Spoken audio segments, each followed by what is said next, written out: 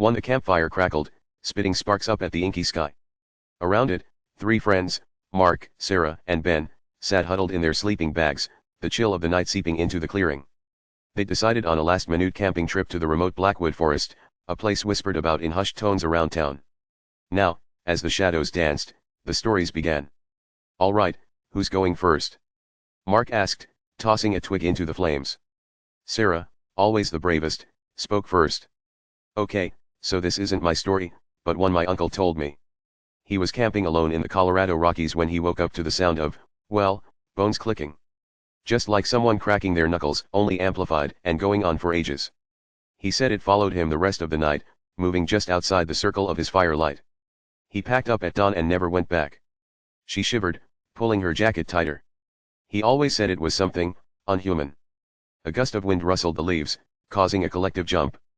Ben, slightly paler than before, was next. "Mine happened a few years back. We were in the Adirondacks, just a normal group of college kids. One night, we were all asleep in our tents when we were woken up by this rhythmic thump. It's hard to explain, but it was like a drum, but made from something hard, hitting the ground. At first, we thought it was a bear, but it was too consistent. And the worst part is that it never stopped. All night, this thumping, closer and closer until it was practically right outside our tents. In the morning, we found nothing. No tracks, nothing." He paused, his face strained. "We never figured out what it was, and it still makes my skin crawl." Mark, who was normally jovial, looked troubled. He'd been quiet, listening to the stories as if they were physical blows. "Okay," he began, his voice lower than usual. Mine involved a place like this. Not Blackwood, but just as isolated. I was with my dad, when I was a kid. This was about 20 years ago. We were asleep in our tent when I woke up to this scraping sound.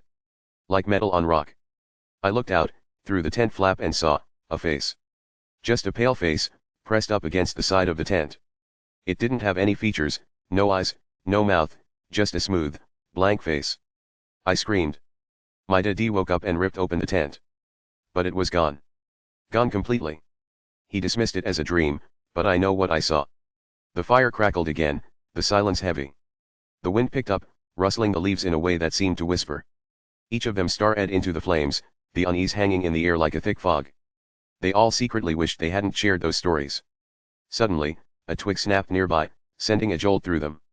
All 3 looked into the darkness, and for the first time that night, they were paralyzed by a fear that felt far more real than any campfire story.